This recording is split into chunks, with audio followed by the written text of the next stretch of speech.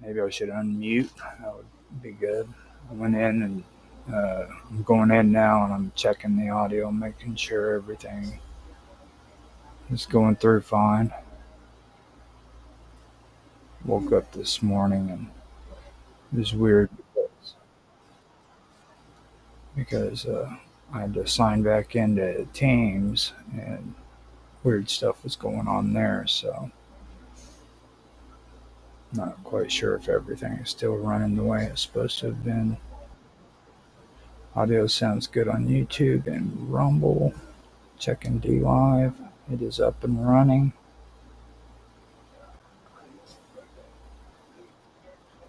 Audio sounds good on D Live.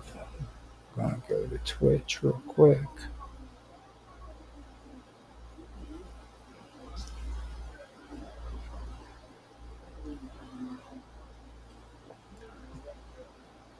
Make sure at least the audio is working. Twitch sounds good. Gonna jump over to Kick, find out there. See if the stream's up and running and sounding good.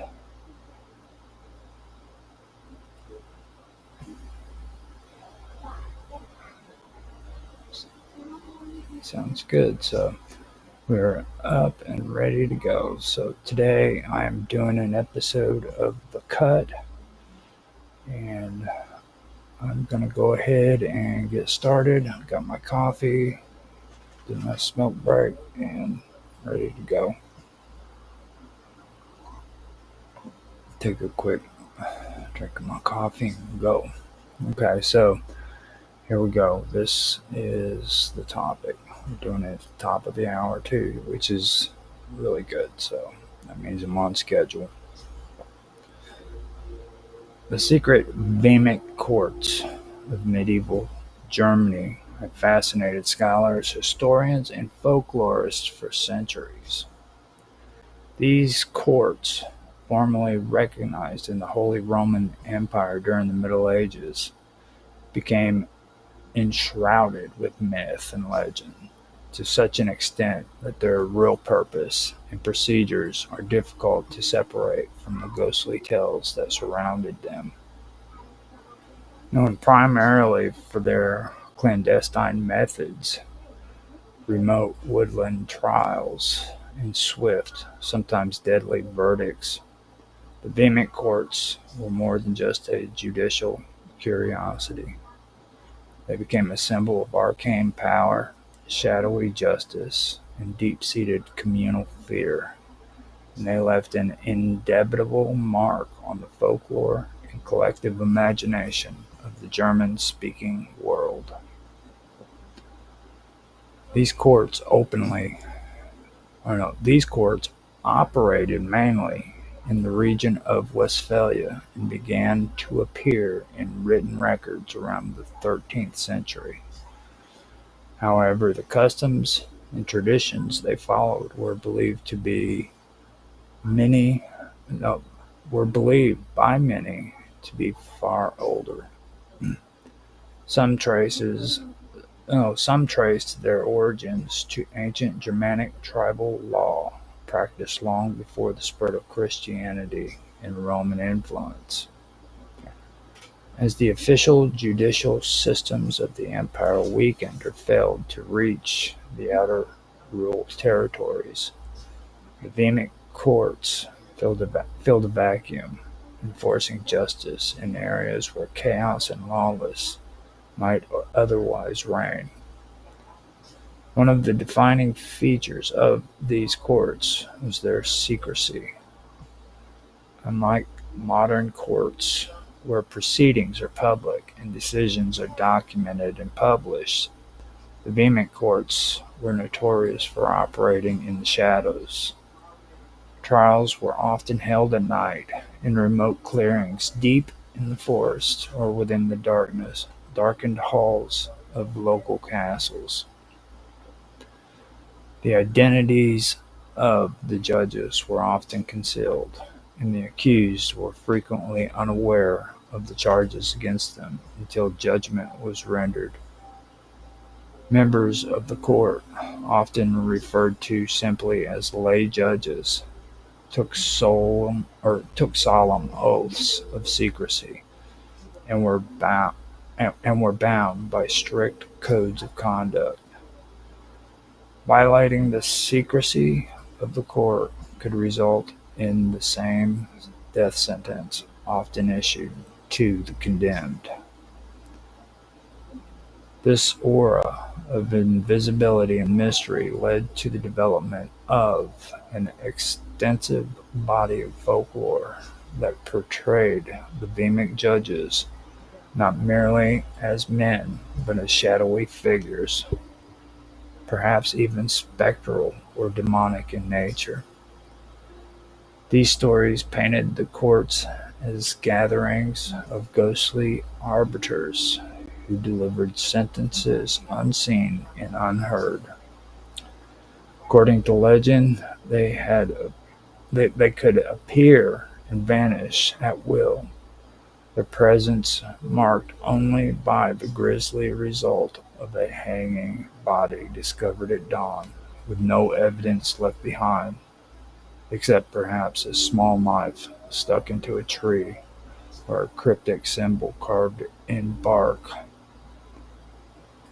In this folklore, the judges were not simply enforcing human laws, they were executing divine or cosmic justice. Their decrees were beyond question, and their powers omnipresent, and their power omnipresent. Some versions of these tales suggest that the court could try and punish the dead as well as the living. This notion fed into the idea that the judges themselves might not be entirely alive. Travelers in the forest would sometimes report seeing robbed figures gliding through the mist, silent and stern, carrying scrolls and tools of execution. These images passed down through generations, contributing to the belief that the vehement court was as much a spiritual tribunal as a legal one. Certain signs were thought to foretell the arrival or presence of the court. Among the most common was the cry of a blackbird, particularly a raven, circling overhead. This bird was considered an omen of secret judgment. Whispers heard in the woods, inexplicable changes in the wind, or strange symbols carved into doorways or tree trunks were also said to be warnings. These signs indicated that the area had been marked or judged, and the community would respond with caution or even fear. Villagers sometimes told stories of strangers arriving in the night, knocking on doors, and asking cryptid questions. Those who answered incorrectly were said to vanish by morning. In other versions, a person might unknowingly be observed by the courts for months or even years, their actions meticulously recorded until the time of judgment arrived. Such narratives created a culture of hyper-vigilance and obedience, where people were careful not only of what they did, but how it might be interpreted by invisible eyes. The courts also became associated with certain symbols and ritual behaviors. For example, one popular story involved a large oak tree in the forest where many hangings were said to have taken place. This tree was considered sacred or cursed depending on the telling, and it served as a visible reminder that justice, mysterious and final, could strike at any time. The image of a man hanging from a limb with a small parchment pinned to his chest became a chilling icon in the folklore of the region. On this parchment would often be a single word or phrase that supposedly explained the crime, though sometimes it was written in a code known only to the members of the court. The legend of the secret brotherhood behind the courts only grew over time. These men were said to swear unbreakable oaths, participate in ritual initiations, and operate under a hierarchical structure that was both rigid and invisible. Some believed they met beneath ruined churches or in forgotten crypts, and that their decisions were influenced by visions, dreams, or divine revelations. Although most historians agree that the Vehement courts were staffed by ordinary landowners and townsmen, the folklore insisted otherwise. To the popular imagination, these were no ordinary men. They were chosen, marked, perhaps even cursed with the burden of delivering justice beyond the laws of kings. As Christianity took firmer hold and Enlightenment ideas began to spread through Europe, the Vehement court came under increasing criticism and scrutiny. Their practices were viewed as outdated, unjust, and cruel. By the 16th century, they had largely fallen into disuse, their authority stripped by more centralized legal systems. However, their legacy did not vanish. The tales persisted in folklore and literature, serving as a symbol of arcane justice and the dangers of unchecked authority. Writers of the German Romantic movement in the 18th and 19th centuries found inspiration in the haunting aura of the Vehement courts.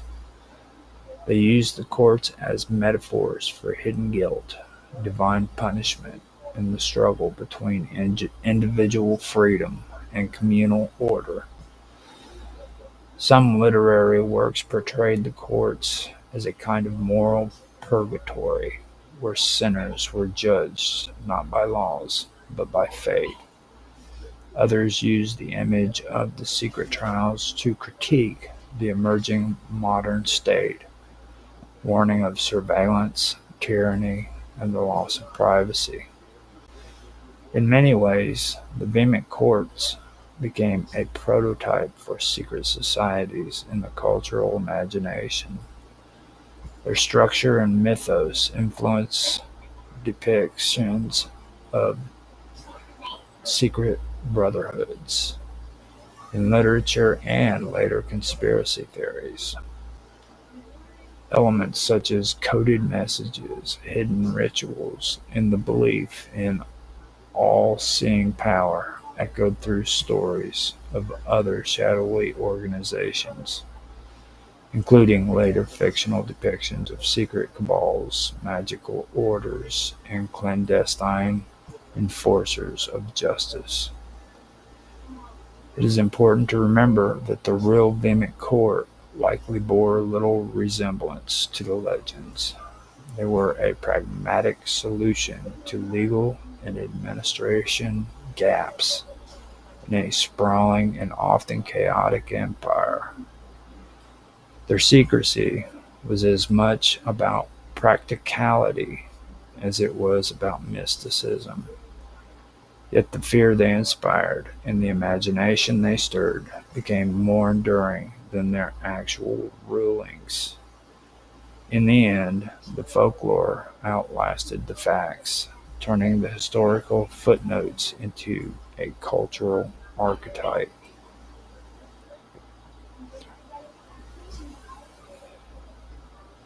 Throughout the early modern history of Europe, military conflict often extended far beyond the borders of a single nation.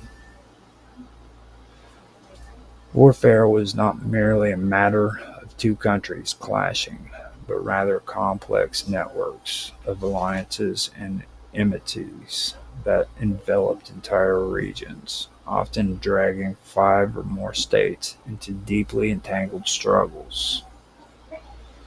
Among these struggles, five in particular stand out for their far-reaching consequences and the sheer scale of their coalitions. These are the Italian Wars, the 30 Years' War, the 80 Years' War, the War of the Grand Alliance, and the War of the Spanish Succession.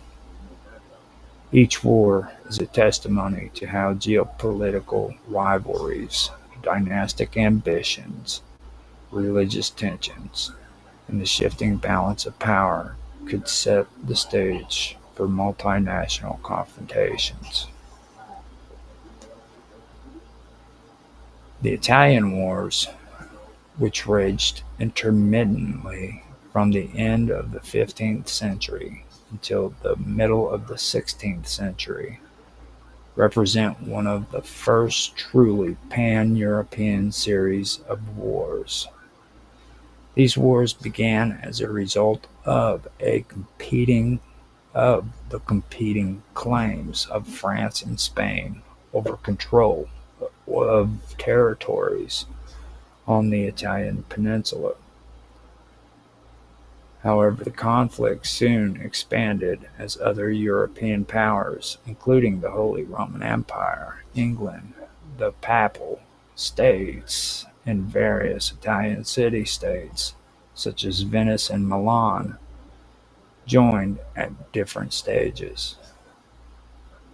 The League of Cambrai, formed in the early 16th century, was an alliance consisting of France, the Papal States, the Holy Roman Empire, and Spain, aimed primarily at curbing the power of Venice. However, as alliances shifted, the political interest evolved. The war quickly transformed into a more generalized struggle for dominance in Europe. The result was a tangled web of treaties and betrayals, with various powers aligning and realigning themselves in pursuit of territorial or religious gains. The 30 Years' War, which erupted in the early 17th century, began as a religious conflict within the Holy Roman Empire, but soon escalated into a broader struggle involving most of the major powers of the continent.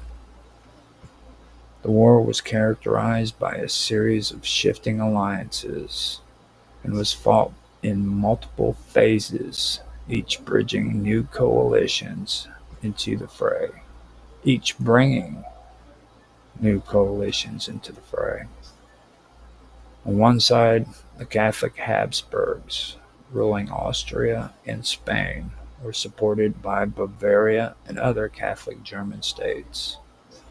On the other, a growing coalition of Protestant states, including Sweden, Denmark, and various German principalities, fought back with increasing vigor. France, although a Catholic nation, joined the Protestant side for political reasons, seeking to check Habsburg dominance. The Dutch Republic and even England played roles at various times, supporting either side depending on the prevailing political winds. The war devastated much of Central Europe and resulted in the Peace of Westphalia, which laid the foundations for the modern state system and recognized the sovereignty of individual rulers over their territories.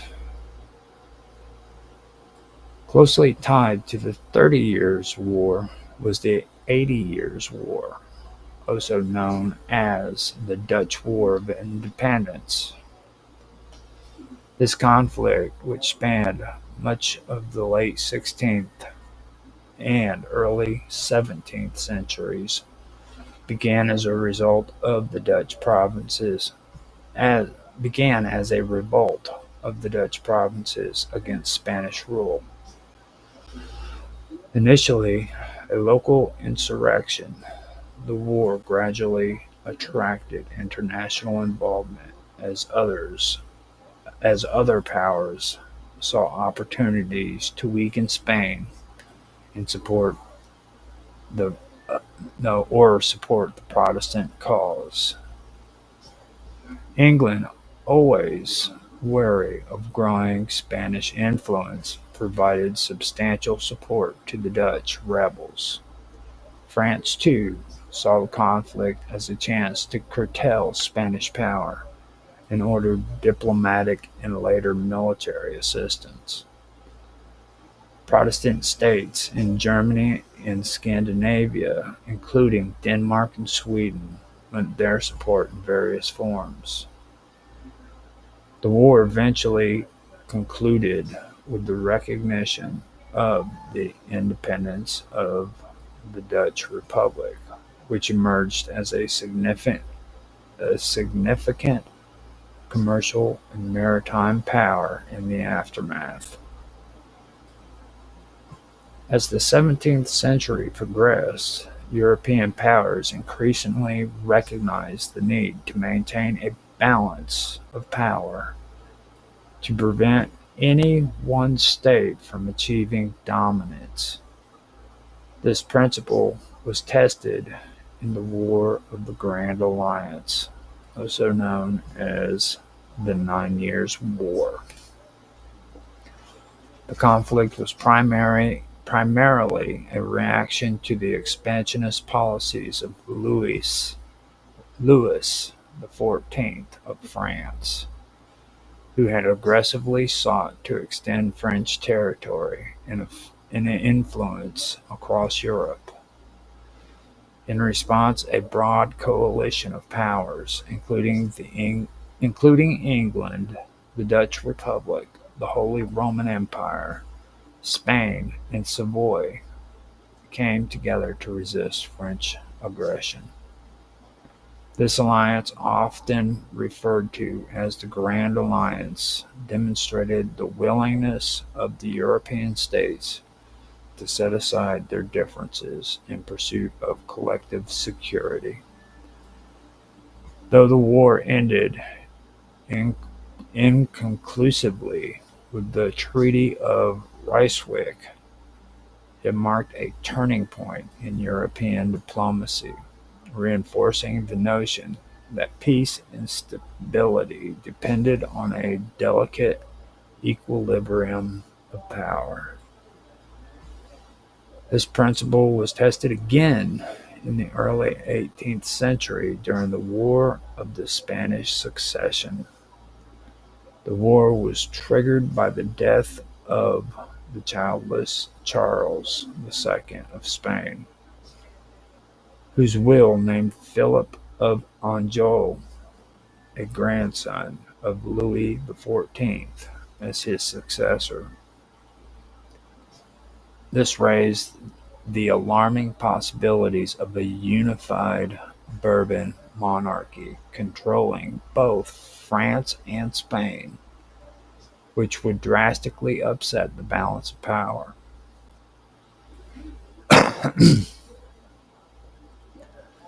In response, another Grand Alliance was formed, consisting of Austria, Great Britain, the Dutch Republic, Portugal, and various German states, including Prussia and Hanover. They supported the rival claim of the Habsburg Archduke Charles. Over more than a decade of conflict, these powers engaged in battle across Europe, from the Low Countries to the Iberian Peninsula, and even as far as the Americas. The war concluded with the Treaty of Utrecht, which allowed Philip to remain on the Spanish throne, but required him to renounce any claim to the French crown, thereby preserving the balance of power. What unites these wars is not only their scale and destructiveness, but also the complex diplomatic maneuvering that preceded and accompanied them. These conflicts were not the product of simple bilateral animosities, but rather of intricate systems of alliances that reflected the broader geopolitical, religious, and dynastic tensions of the era. The Italian Wars revealed how regional struggles could quickly escalate into continental-wide conflicts. The Thirty Years' War and the 80 Years' War highlighted the interplay between religious conviction and political expediency. The War of the Grand Alliance and the War of the Spanish Succession underscored the emergence of balance of power diplomacy as a guiding principle in international relations. These alliances were often uneasy and fraught with internal tensions. States joined coalitions not out of loyalty or shared values, but because their interests happened to align at a particular moment in time. As such, the alliances could be as fragile as they were formidable. Yet they also provided a mechanism for collective action, allowing smaller states to stand up to more powerful adversaries and offering a measure of stability in an otherwise volatile political landscape.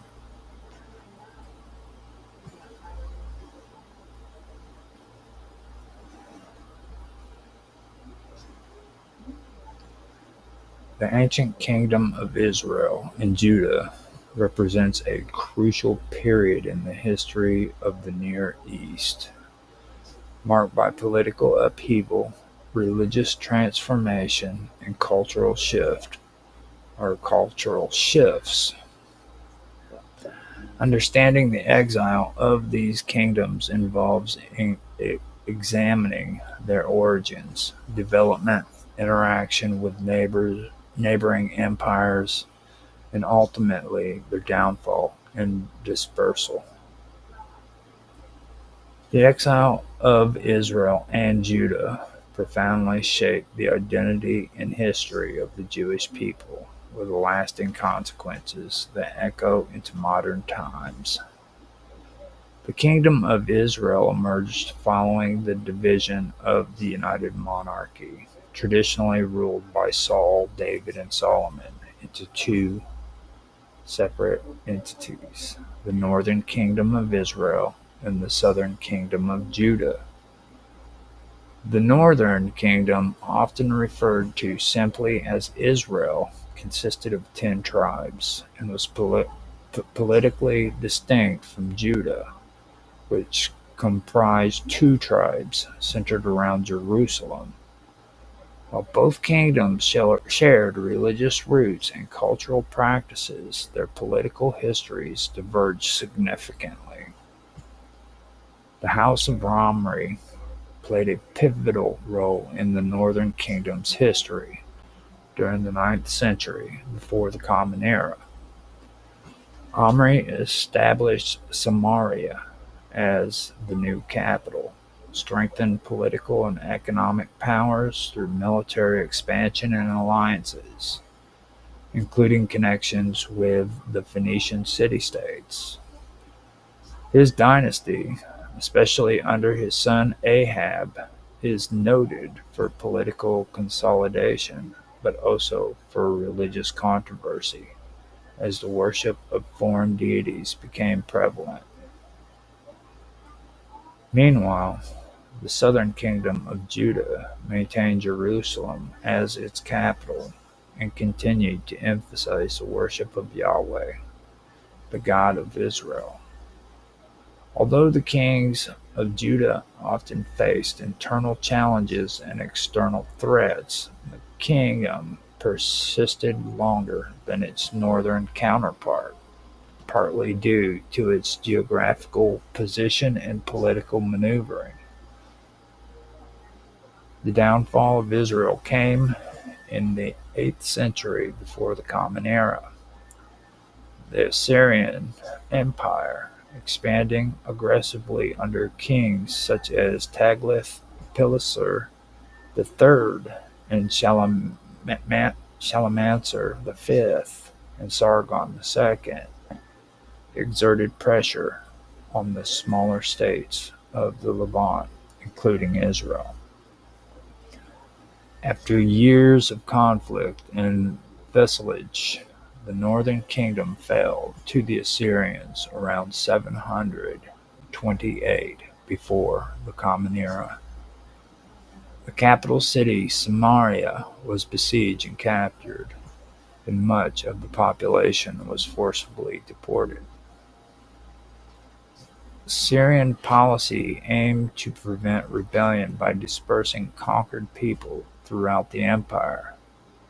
This deportation fragmented the Israelite population, which historians believe led to the disappearance of the 10 northern tribes at distinct political and cultural entities. Which historians believe led to the disappearance of the 10 northern tribes as distinct political and cultural entities, a phenomenon often referred to as the 10 lost tribes of Israel. Assyria then resettled the region with people from other parts of the empire, leading to a mixing of cultures and religious practices. Biblical narrative, particularly in the books of Kings and Chronicles, portrays the fall of Israel as a consequence of idolatry and unfaithfulness to Yahweh. Prophets such as Hosea and Amos, who lived during this turbulent period, warned of impending judgment, highlighting social injustices and religious corruption as factors leading to Israel's downfall. In contrast, Judah continued for over a century after Israel's destruction, but it was not immune to conquest. It was not immune to conquest. The kingdom faced a growing threat from the rising Babylonian Empire, which supplanted Assyria as the dominant power in the region. Despite efforts to maintain independence through alliances and reforms, Judah was eventually conquered by Babylon under Nebuchadnezzar II. In 686 before the Common Era, Babylonian forces laid siege on Jerusalem. After several years of blockade and hardship, the city fell in 683 before the Common Era, leading to the destruction of Solomon's temple, a central place of worship and identity for the Judean people. Many inhabitants, especially the elite and skilled artisans, were deported to Babylon in what is known as the Babylonian exile. This exile had profound religious and cultural implications. The Judean community in Babylon maintained their identity through the preservation of scriptures, the development of synagogues as places of worship, and the strengthening of communal bonds. The experience of exile had become a defining moment in Jewish history, shaping theological reflections on suffering, justice, and the covenant with God.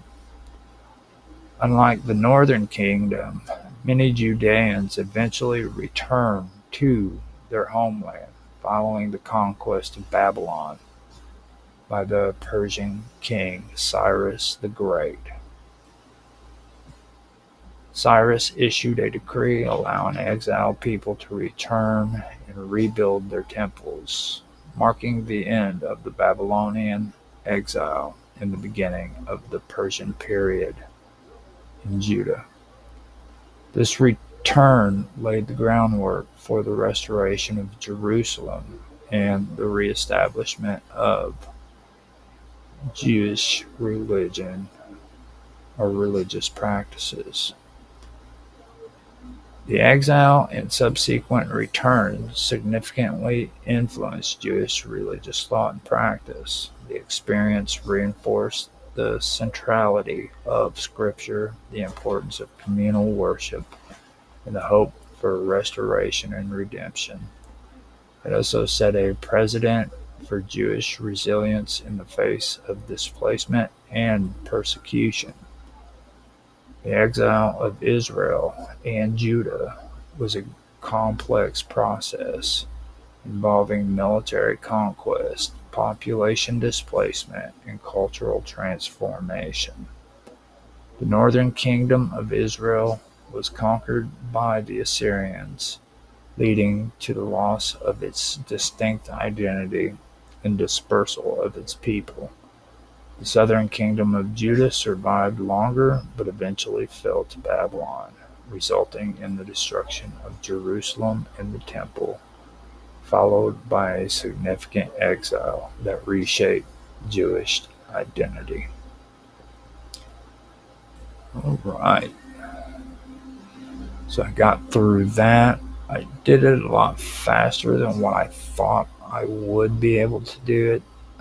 I had my 3 stories. I'm probably going to have to do maybe 4 or 5 talking points or stories or whatever, because these are going a lot faster. It doesn't bug me to do 40-minute live streams. You know what I mean? It's just really weird. It don't feel right, especially when I get on here and I'm used to doing like 3-hour live streams. And then like yesterday I did 6 hours, and then I come in here and do this episode and then Weird Science, and they only take like 35, 40 minutes, maybe 50, maybe an hour out. And it just doesn't feel right, but I'll get over it, I guess. So I hope you guys enjoyed that. I will come back again with more. It's like I told you, this is stuff that I actually had just sitting around in my notes, things that I've been researching, and I haven't had a chance to actually do a good recording of them, or maybe I did at one point and the audio was horrible.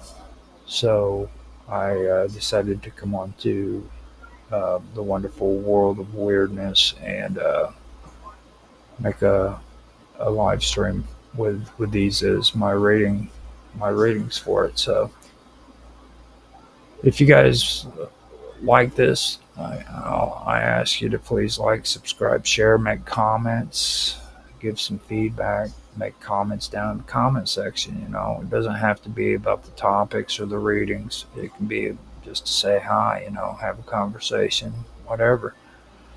If you want to watch us, you can watch us on Rumble at the Wonderful World of Weirdness, and you can also see us on Rumble or YouTube, The Wonderful World of Weirdness, at The Wonderful World of Weirdness. I do have playlists on those channels.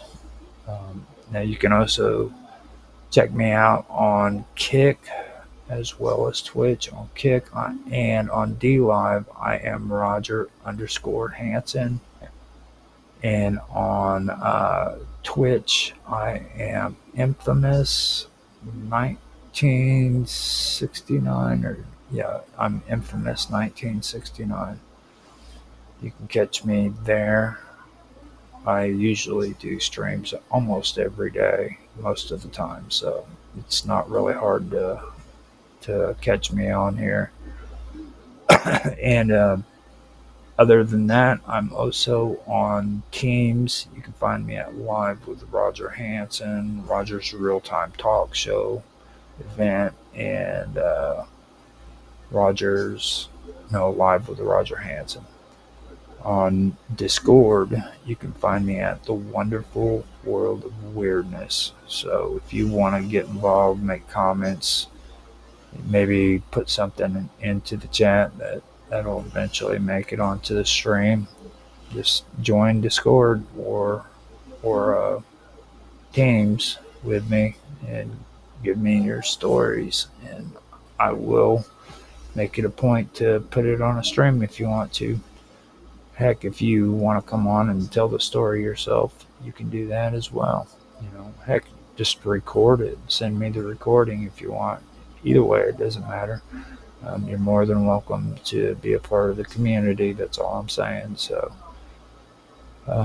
with that being said, I am going to go ahead and leave or end the stream, and I hope you guys have enjoyed.